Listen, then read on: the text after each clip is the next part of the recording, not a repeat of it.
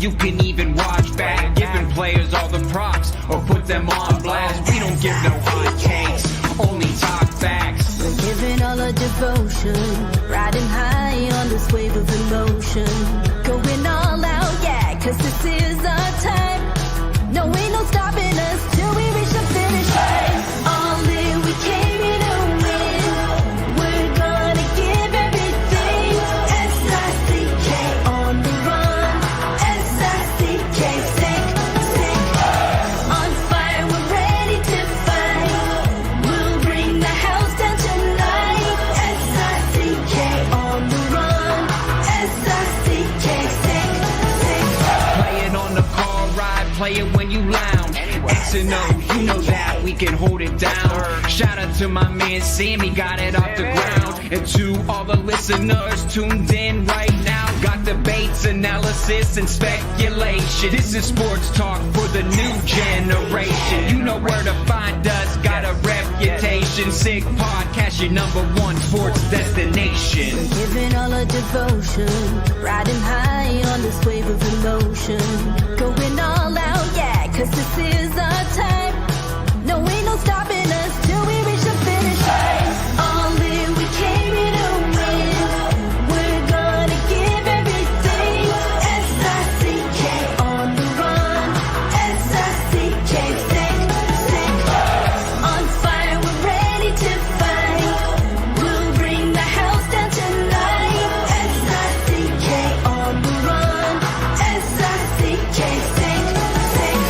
S-I-C-K is the sickest podcast. Tune in for the audio, or you can even watch back. Giving players all the props or put them on blast. We don't give no hot takes, only talk back. S-I-C-K, S-I-C-K, S-I-C-K, S-I-C-K, S-I-C-K, S-I-C-K, All in, we came here to win. We're gonna give everything. S-I-C-K on the run. S-I-C-K, sick. S-I-C-K, it's the sickest podcast. Tune in for the audio, or you can even watch back. Giving players all the props or put them on blast. We don't give no hot takes, only talk facts. We're giving all our devotion, riding high on this wave of emotion. Going all out, yeah, cause this is our time. No, ain't no stopping us till we reach the finish line. All in, we came here to win. We're gonna give everything. S-I-C-K on the run. S-I-C-K, sick. On fire, we're ready to fight. We'll bring the house down tonight. S-I-C-K on the run. S-I-C-K, sick.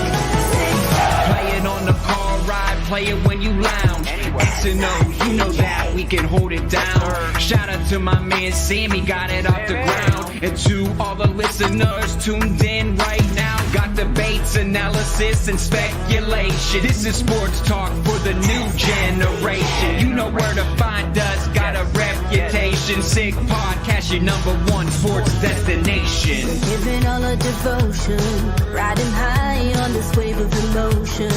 Going all out, yeah, cause this is our time. No, ain't no stopping us till we reach the finish line. All in, we came here to win. We're gonna give everything. S-I-C-K on the run. S-I-C-K, sick. On fire, we're ready to fight. We'll bring the house down tonight. S-I-C-K on the run. S-I-C-K, sick. S-I-C-K is the sickest podcast. Tune in for the audio, or you can even watch back. Giving players all the props or put them on blast. We don't give no hot takes, only talk back. S-I-C-K, S-I-C-K, S-I-C-K, S-I-C-K, S-I-C-K. Turn up your volume. Because you're about to listen to The Sick Podcast. With Tony Marinaro. 55 seconds left in the penalty, a minute and 27 seconds left in regulation time. Boston 4, Montreal 3. Lafleur coming out rather gingerly on the right side. He gives it into Lemaire, back to LaFleur. Oh! The sickest Montreal Canadiens podcast. You're in the ball! Sports entertainment like no other. Rejoint, on lui fait perdre la rondelle, une passe devant. Et c'est le dégagement et ce sera la victoire des Canadiens. Stanley pour les Canadiens, le 23e de l'histoire. You found the dogs! John, you found the dogs! He found the dogs! And all together, they worked a young team to the top. And now, a 24th Stanley Cup banner will hang from the rafters of the famous Forum in Montreal. The Canadiens win the Stanley Cup! Brought to you by Energy Transportation Group. Driven to be different. La Tibi. Embrace your true nature. And Playground, your premier gaming destination. It's gonna be sick. Marinaro, the Sick Podcast. How's everyone doing tonight? Thanks so much for watching on YouTube, on Facebook, and on Twitter. And the Sick Podcast is brought to you in part by Energy Transportation Group, a leading full-service logistics provider serving all of North America, driven to be different. Also brought to you in part by Bittt Tibi. They launched their new Ultra Lager, refreshing, thirst-quenching beer. Perfect for hot summer days with only 90 calories, 2 grams of carbs, and a 4% ABV per can, available in a pack of 6 and 12 in grocery stores all around the province of Quebec. Ultra light, ultra refreshing. As a matter of fact, hold on a second.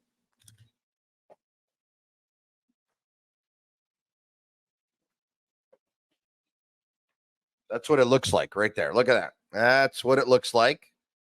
And was able to get my hands on these. And we're going to have some barbecues, of course, with the beautiful summer days here. And we're going to pop open a couple of those for sure.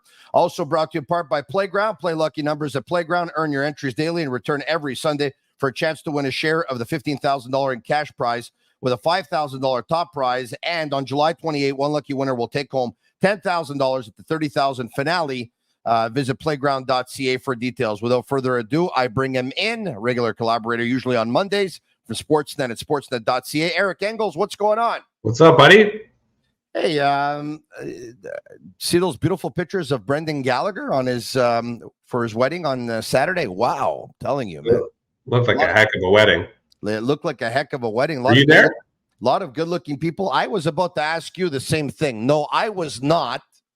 You know, I have a good relationship with Brendan, but it's not like we pick up the phone and call each other.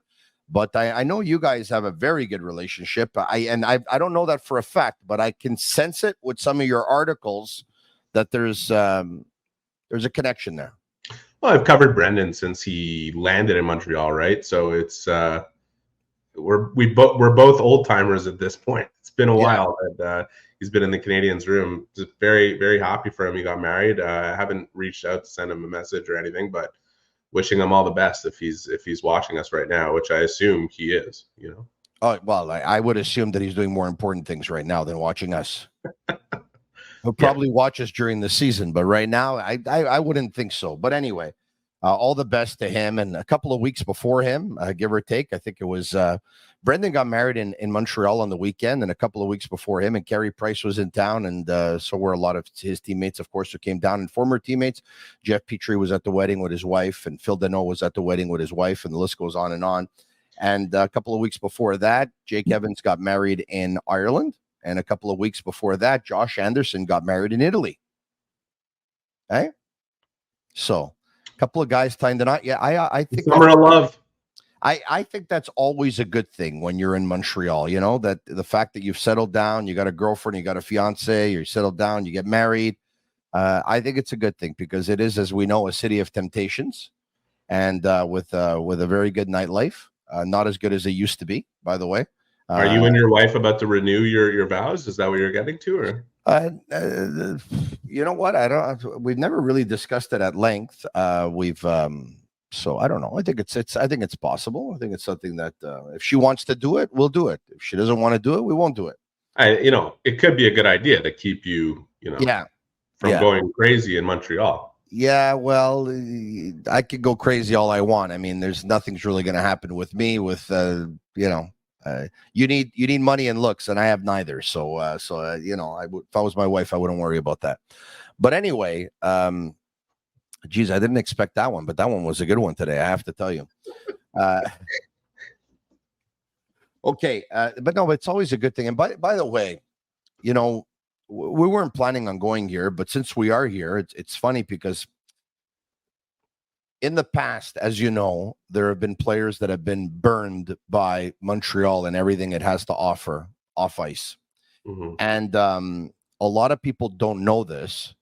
And, you know, I know you do, but the Canadiens have hired, and this happened, I think, last year, a former police officer who I think was semi-retired. That I don't know exactly, but a former police officer to actually be around the players when they go out. So if you're worried about them going out and having X amount of drinks and this and that and whatever and all that stuff,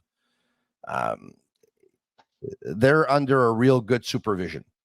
And yeah, they are, and that's like standard operating procedure around the NHL. So that way you avoid some real controversial situations, which every year there's one or two, you know, that seem unavoidable, and that's why you need someone of experience in and around. But security, you know, on the road, just there's a lot of fans who follow around the Canadiens.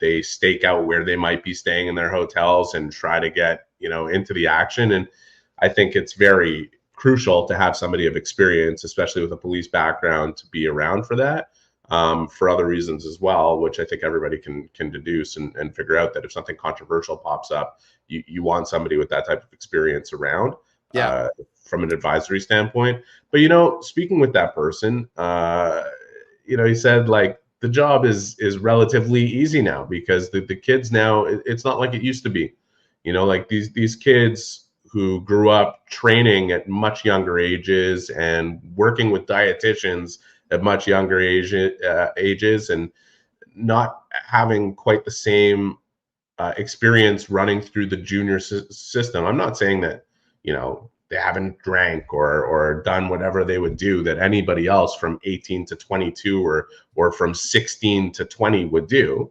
But it's a different class of player now. Like I think, you know, they get together on the road and play video games in their rooms half the time. They do stuff like that. They go out for early dinners.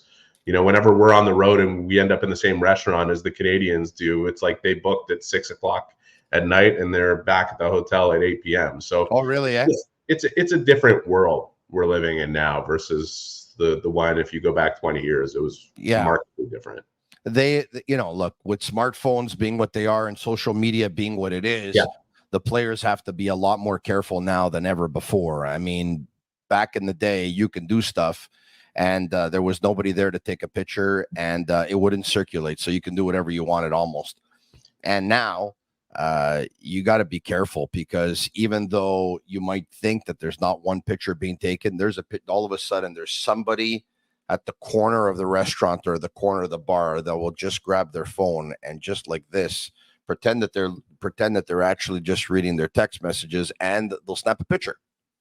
And there you go. So, but this person will actually, for those wondering, will actually sit down with the players, have a meal with the players, have beverages with the players. And I'm not going to tell you that the players aren't going to go out because they do. And I'm not going to tell you that they're not going to drink because they do.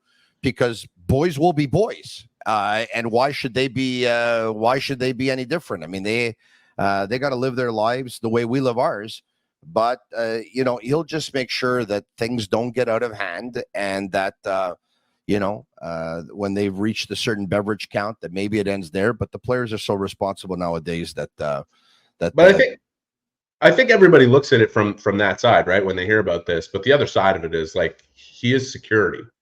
He is to ensure that they don't end up in a situation where they're taken advantage of, or that there are people that want to get close to them, that they want to provide that access to. I think they're very approachable. You think about the Canadiens in general and the level of fame that they achieve in Montreal, and yet how approachable they still are. There's risks attached to that, you know, like you don't know who everybody is, and some people can be over the limit in terms of what's secure and what's safe. And I think that person serves a very important role. It's very easy to think of the other stuff, you know, keep them out of trouble and this and that. And yes, that's a crucial part of his job. But the security aspect is not to be overlooked. Yeah, no, for sure it isn't. Anyway, it's all good. I think it's very good what's happening. And once again, we talked about Montreal, and you remember back in the day too. Not only that, I mean, when you're an athlete, or for example, there's always somebody who wants to even challenge you, take you on. Yeah, maybe try and mock you, try and ridicule you, try and insult you. We remember back in the day, there were a couple of Montreal Canadiens that got involved in a couple of fights in bars. Stuff's going to happen. Yeah, it's like unquestionable. It's a microcosm of society, right, Tony? Like, yeah. Remember when it happened with Shane Corson and a member of the Montreal Alouettes, an Alouettes player? Remember that? That's way back, but yes. Could you imagine a Canadiens player and an Alouettes player now scrapping in a bar? No. I think that situation would be avoided at all costs. But like it is when you said like these kids should have the right to go, these guys should have the right to go out, be boys, whatever it is. Absolutely. Like, they're 18 to 30 years old, and half of them being not tied down, and they're going to go have a good time. They're making good money, and what's the point in living if you're not going to have some fun? As long as it doesn't overtake what they're being paid to do, which is, I think, is so much rarer now than it used to be. I just think the kids grow up different to the point where when they get to the NHL, it's a different mode of operation. So, but it's still, you need that security, whether you're in Montreal or you're in Minnesota, you need that level of security around the team. And you go across the league, every team has somebody like that under their employ. Yeah, the Sick Podcast is also brought to you in part by Betway, a leading global online betting and gaming brand. Follow your gut instinct. Go with Betway. Go on Betway.com or scan the QR code to join the action. Must be 18 and over and play responsibly. Hey, by the way, for those who missed it, yesterday we put out, it's kind of like a bonus feature because, as you know, of course, we go Monday to Friday. We don't usually put out content on Saturday and Sunday.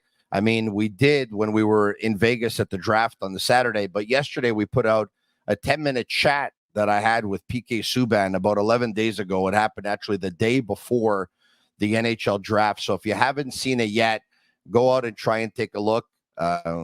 Eric, PK, always fascinating stuff, right? Always.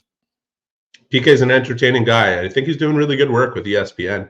It seems to be gaining a lot of traction, and he's fun. He brings the takes, He's not afraid to express his opinion. He will be, in terms of talking hockey on television, the highest paid member of the media at one point.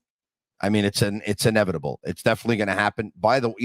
He's getting mentored by Stephen A. Smith.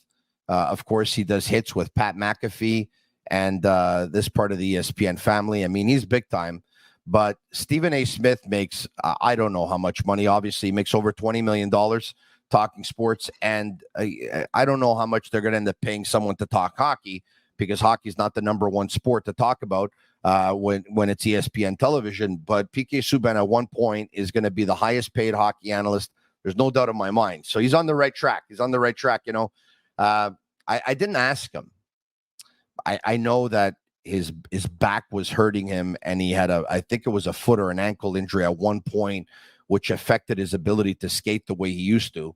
So he's had a couple of injuries down the stretch, PK, which obviously limited him. But I think he could still play, because somebody asked me that a couple of days ago, saying, you know what? Why did he retire when he did? He could have still played, and he probably still could have. But with all the limitations and all the injuries and his value not being at its highest, he probably figured, you know what? Why do that when I can not be at my best? Instead, I could be in a TV studio and be at my best and not have to go through the grind of every day, physically speaking, of the National Hockey League, and probably end up making more money as a hockey analyst than he would have in his last contract in the National Hockey League. Yeah, whether you're a professional, like whether you're a hockey player or anything, doing anything in life, you have to decide what's worth it to you. Like for him to accept a contract that would have been way lower down the scale of coming off $9 million a year, to continue with the physical grind despite the ailments and whatever the mental grind is too, which is never to be underestimated.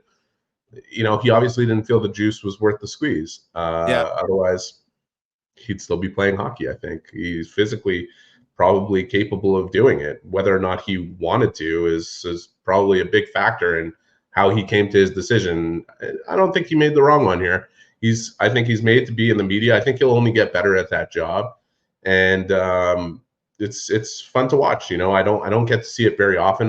When I'm not at the games covering them myself, I'm watching Sportsnet, and I love what our panel does. But here and there, when ESPN is presented, I'm watching PK work, and he seems to be in his element. Yeah. Hey, listen, at the time of this recording, and we've gone earlier, folks, it's the summer months, and we told you that we were going to be going earlier because at 10 o'clock at night, a lot of people are having barbecues and maybe some people over, but we appreciate all of you watching. That goes without saying. But in the summer months, once again, the podcasts are going to be limited to about 30 minutes. But we're going to put them out there all the time. I mean, we're going 12 months a year, but we're probably going to go to 25, 30-minute podcasts. So this is going to be one of them.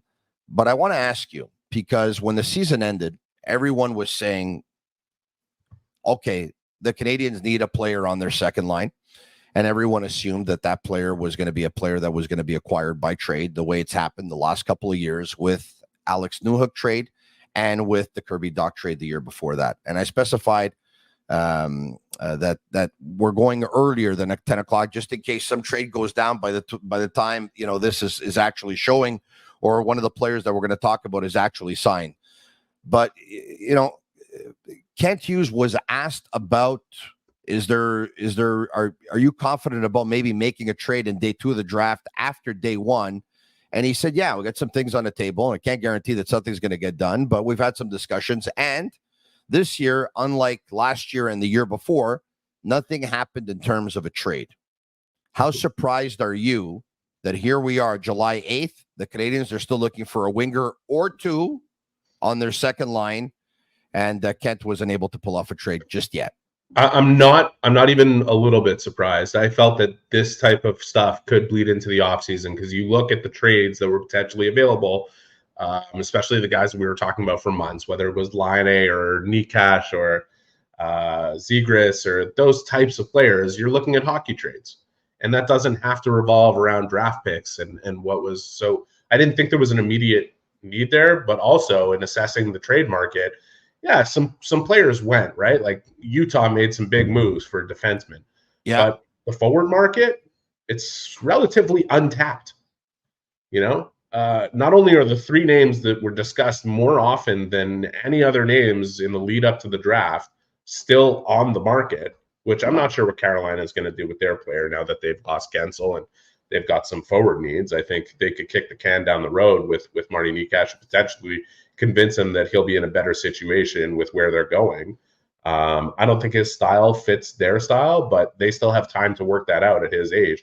But go beyond those 3 players. There's a lot of players that could potentially become available between now and the beginning of the season. I'm not saying it's going to be a trading frenzy between now and then, but I still think that the Canadiens have the assets to potentially get something done. And I'm going to make another statement here, and I wonder whether or not you agree. I think Kent Hughes was very careful about the way he was framing that discussion in his last media conference on July 1st, right? Like, I think he was very much managing expectations around that, saying, if the roster remains what it is, we still think we'll be much closer to being in the mix, that with a healthy Kirby Dach, he was setting the table so as not to promise that some trade will get made, because he's not going to overpay for a certain type of asset. But I still think something is probably going to shake out between now. If you were to bet me right now whether or not I think the Canadiens will have the same exact lineup today on July 8th come September 15th, whenever it is that camp starts, I would bet heavily against that. I would bet that something shakes out and something changes here. All right. So, look, we know that in free agency, that's another way, obviously, that you can go out and acquire that player or two. It was made public. Jonathan Marchessault let everyone know that he had talks with the Canadiens. I was actually pretty surprised that he gave some of the reasons why he didn't sign. And, of course, the big reason was that he got a 5-year deal with Nashville, and the Canadiens were willing to go up until 3, but they weren't willing to go 5 or even 4. Okay. Was kind of surprised, though, that he talked about, you know what, do I want to be on the front page of the paper and my kids go to school and all that stuff? And it's probably it's definitely a reality, but still, I was a little bit surprised that he went there. He got prompted, right? He got asked questions that led him to. Yeah, no, you're right about that. You're right about that. And he was honest with his answers, which I think is great. It just leads me to believe that he probably was never going to come, unless, of course, they were going to end up giving a much longer deal than everyone else. Right? That's just the feeling I get. The feeling I got from what Ken said was that if the Canadiens were willing to give him 5 years, he would have come. Mm-hmm. So I don't know. I don't know what to make of it, but I don't think it matters. It's moving on. And I'll tell you another thing, Tony. Like, you look up and down this market, and I think a lot of people are doing that. I don't see one player that they could sign that would move the needle at this point. And I understand they need to add goals. I know people will say you need to add goals at all costs. But to me, it's not an all cost situation. When you look at some of those players that are available, I don't see any of them that move the needle and particularly help them in any significant way if they were to sign them. So if I were them at this point, I don't think I'd be going down that road. If it gets to a point where some of those players are still available and we're deep into August and nothing is shaken out on the trade tree, okay, is it going to kill you to have a 1-year deal, which will be at a minimal number from one of the players that are still available that nobody wanted to sign? Okay, I don't think that's a high risk kind of move. Yeah, but it wouldn't be the road I'd be looking down if I were them. Okay, so I'm going to say this. All right, other than Marchessault, we really haven't heard the Canadiens' name tied to any unrestricted free agents. Is there anyone that would make a big difference for the Canadiens that's left? No, the answer to that is definitely no. But is there anyone that's available that can make the Canadiens a better team, even slightly, marginally better? And I think the answer to that would have to be yes. Mm-hmm. Why? Right? Who? Well, look, I'm going to preface it by saying that I know that he's bounced around a lot. And obviously he's got flaws in his game, because guys that do bounce around a lot have flaws in their game. But let's bring up his hockey DB. I'm talking about Daniel Sprong. I think, look, he's a good age at 27 years of age. He's a good size at 6 foot. He's got good experience in the National Hockey League when he started playing his first games back in 2015, 2016 for the Penguins. Yes, he went back to Quebec Major Junior Hockey, and then from there he went to the American Hockey League, and then back to the Penguins for a couple of seasons, moved to the Anaheim Ducks, down to the American Hockey League with San Diego, back to Anaheim, back down to the AHL with Hershey, makes his way to Washington, from there a couple of seasons, then a couple of seasons in Seattle, and then last season with Detroit. When you bounce around this much in this short amount of time, you have flaws in your game, and teams say after a year or two, you know what? No, we don't think he's going to be able to hit a ceiling. I get all that. But I saw a stat that piqued my curiosity, and I think it goes something like this: that Daniel Sprong is in the top 15 in the league for goals scored per 60. That's a pretty impressive stat. If I bring up the hockey DB one more time, 18 goals last year in 76 games, 21 in 66 the year before that, 14 in 63 games the year before that, 13 and 42 the year before that. Okay, you're probably going to tell me that if he gives up as many goals when he's on the ice, well then, it's a 0 in the end, or he might end up being a negative. And I get that. And I'm not telling you that this guy is going to be a guy for the second line, because last year, after they made that move for Patrick Kane, I believe he got relegated to the 4th. And it all depends on what the salary is too, I guess. But, the Canadiens, they didn't bring back Jesse Ylonen. You're telling me this guy wouldn't be an upgrade on Jesse Ylonen? No, 100% he would be, but that's the thing, is that he doesn't fit the profile of what they were looking for. The reason they were in a conversation with Jonathan Marchessault is because they wanted to go get somebody who doesn't block their young players from playing in their lineup, but doesn't put the pressure on them of having to be in a spot where they're not suited to play for the entire season. Can Joshua Waugh play in the top 6 this season? Absolutely. Can he play there for 82 games? I think that's a lot to expect in his second year in the NHL with limited experience in the first one. I'm not saying it's too much to expect because I can't wait to see what Joshua Waugh is going to do when he gets in there. But the idea was not to add, a third line player, potential fourth line player who blocks the spots. So the idea was to push guys down into comfier chairs and have them push their way up the lineup. Like, that's why Patrick Kane was a name also. I think, David Perron was a guy who was on the market, and I think the Canadiens had probably limited interest in him. And that's, I think he would have been a really good fit with Montreal.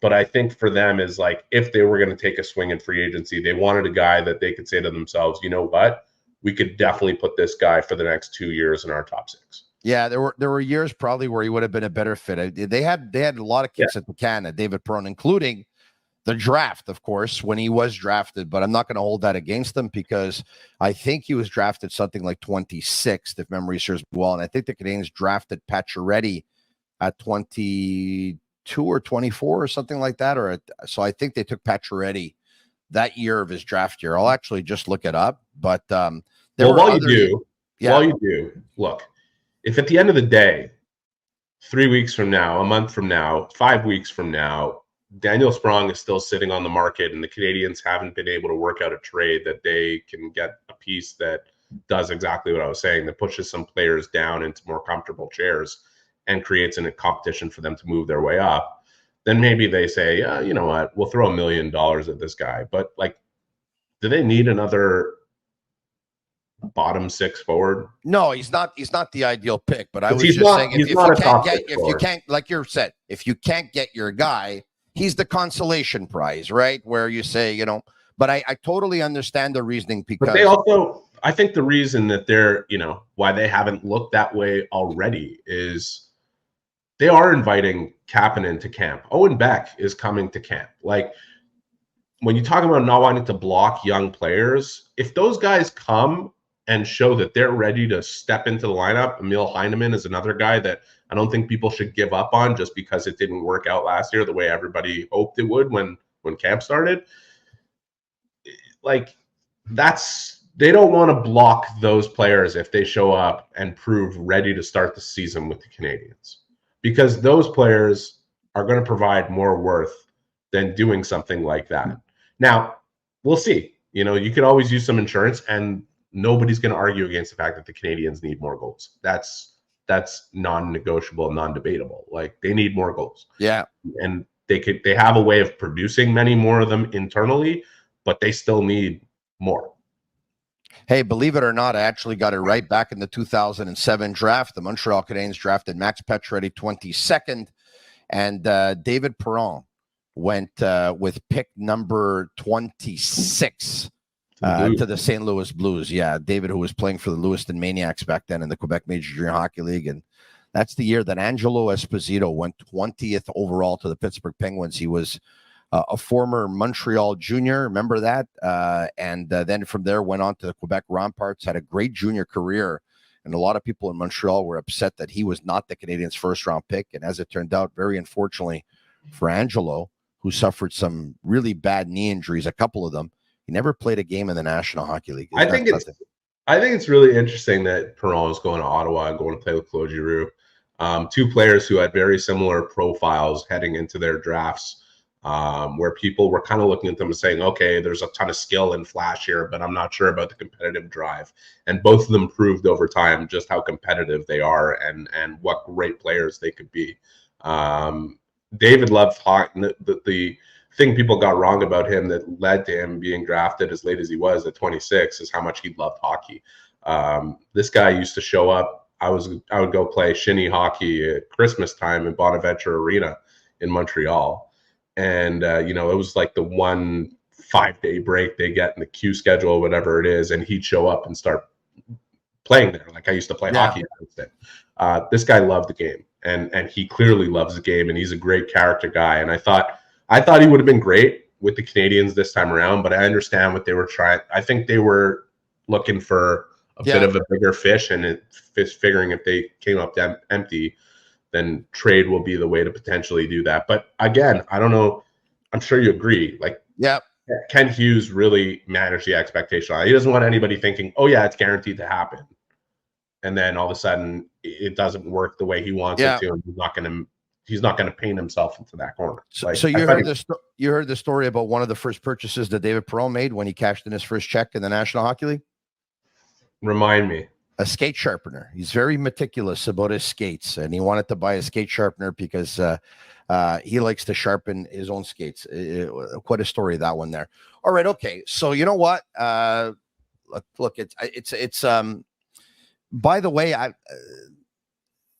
the second they signed David Perron, I thought of Jacques Martin, because I think it was Jacques Martin who said that his observation after going behind the bench with the Senators is that he really loved what Giroux brought to the team, and it was of his opinion that the Senators had to add actually more veterans to the mix. Now, I'm not so sure I like what Ottawa is doing, to tell you the truth, but I do like, guys like Giroux and Perron, but I just, some of their I actually really like what they've done so far.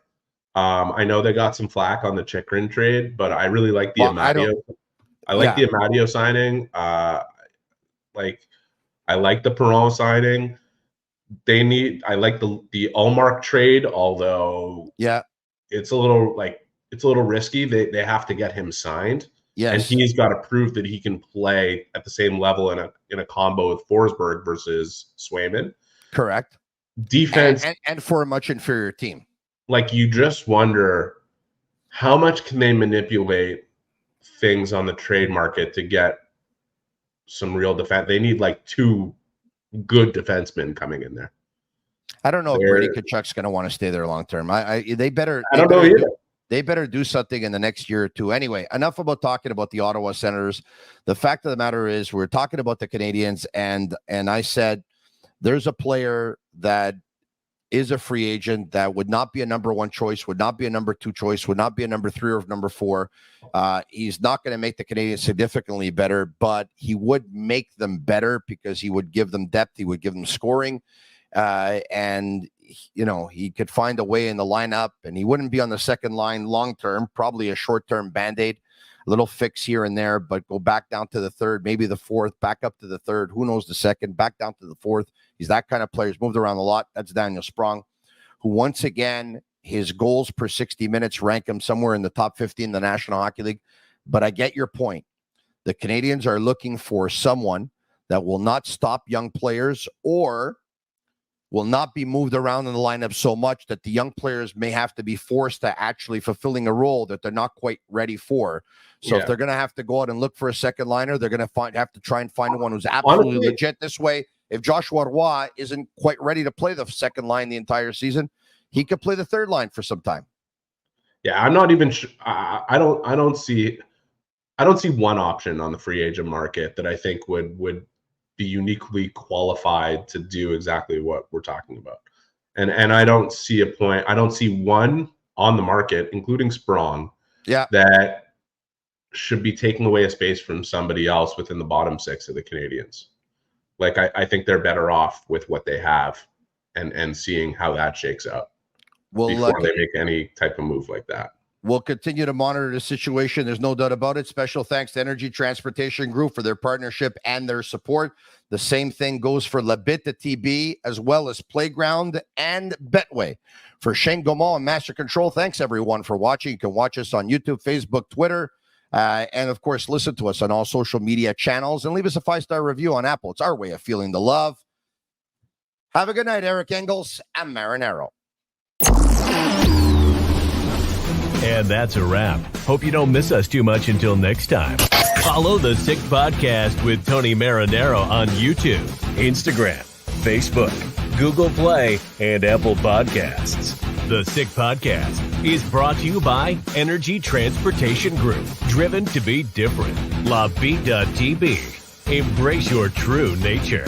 And Playground, your premier gaming destination.